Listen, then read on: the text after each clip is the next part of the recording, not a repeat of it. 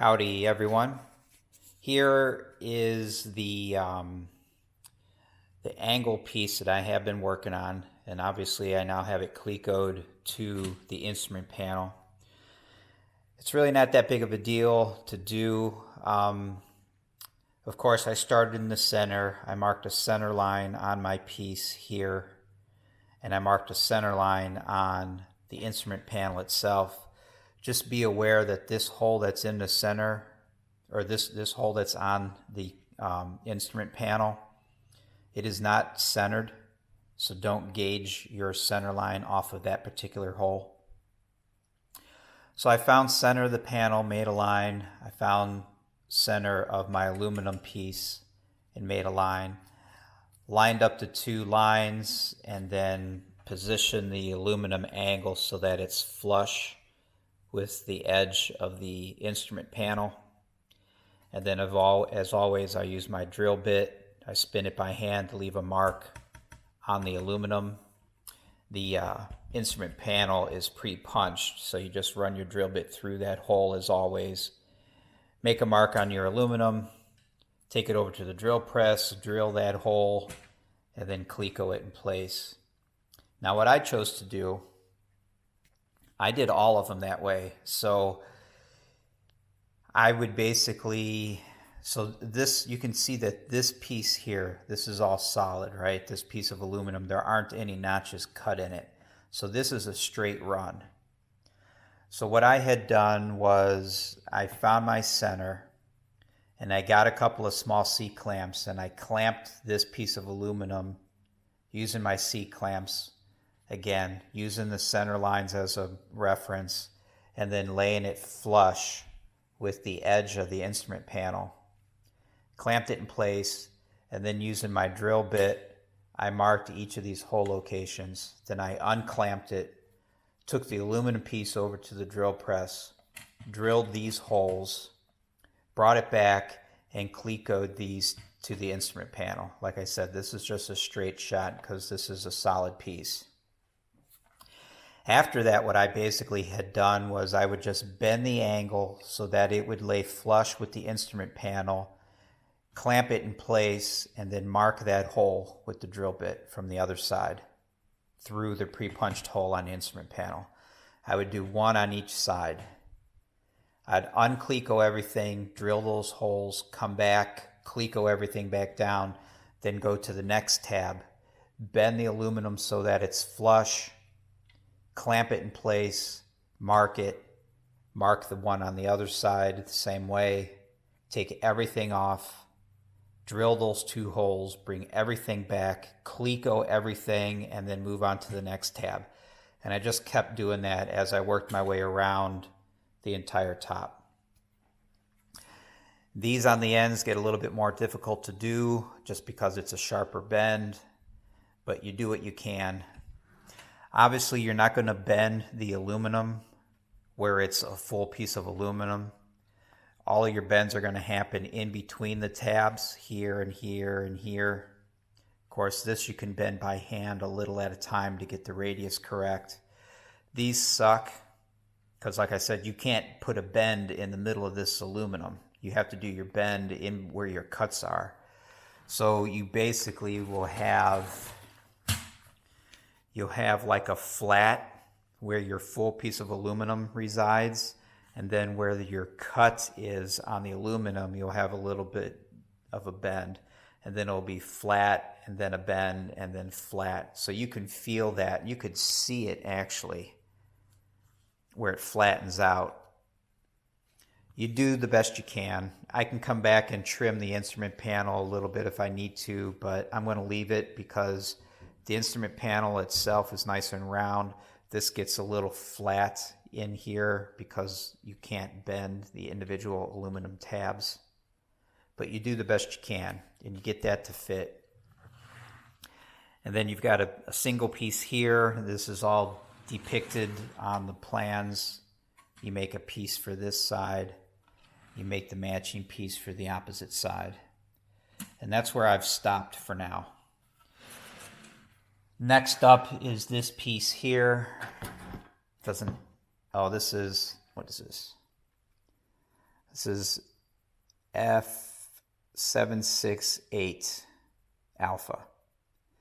This is basically the center of the sub panel. So this is the centerpiece that kind of makes up the panel that sits behind the instrument panel. Actually, it sits in front of the instrument panel. So the first thing that you need to do is drill and cleco this piece to this piece. Now this piece comes quite long.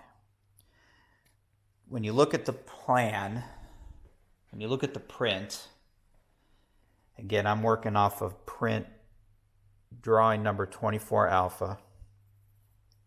You can see that channel piece here, and there's a note here that says to see drawing 47 view BB.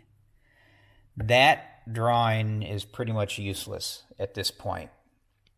But you will notice in this drawing, you can see that this piece is only long enough to pick up, let me get you in frame here, this piece is just long enough to pick up the existing holes that are in this centerpiece here. So when you come back to your piece here, you just need to make this piece long enough to pick up these existing holes. These holes are pre-punched in this piece here. So maintaining your edge distance, you can figure out how long this needs to be. So you measure from this hole on this piece, you measure from this hole up to get your edge distance. You measure from this hole down to get your edge distance, and then that makes up your entire overall length for this piece. Once it's cut, on the opposite side, I had drawn reference lines down each one of these legs. Now I just roughly measured how wide the leg was, split that dimension in half, and drew a reference line straight down each leg on the other side. Then I was able to have this piece on my bench upside down and this piece laying on top of it this way. And at this point, it's kind of like what I do with the nut plates. At this point, I just move that piece around underneath this piece until I can see my reference line under these holes. It does not matter if the holes are not exactly centered, you just want them even. So if the line is on the inside, if they're toward the inside of these holes, you want this line to also be kind of on the inside. If that makes sense. You just want to make sure, using your lines as a reference, that this piece is centered in those holes. The lines may never be centered within each hole, but you want the same dimension, if you will, like I said. So my lines came out to rest just inside the hole. So my line is inside of these holes, and it's also inside of these holes, if you will. And you want that same dimension all the way through, so you know your part's not cocked this way. And at that point, then you can, all I did was basically hold it in place. I used my drill bit to mark a couple holes, took the other piece, the silver piece here, I took that piece over to the drill press, drilled those holes, put clecos in it, made sure my reference lines were still true, and then I did the same thing at the top with the drill bit, unclecoed it, drill press, bring it back, clecoed, looked at my lines through the holes.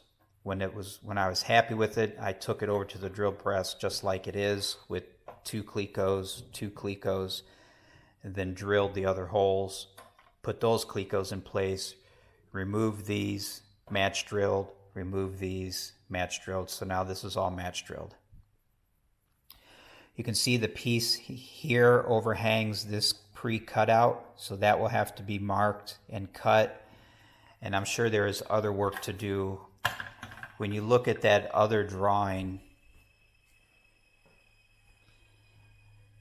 Again, on drawing 24 alpha, when you find that piece in the drawing here, this has a note saying you're supposed to reference drawing 47. When you reference that drawing, they talk about cutting a slot somewhere in this general area to clear a bolt or a nut. And then when you also look at that drawing, this top edge is cut at an angle, but there are no measurements for it. So I'm not going to do anything else with this piece until I get stuff further built, and I'm sure at that point it will become clear where to put this hole and how to cut the angle if it's needed on this piece here.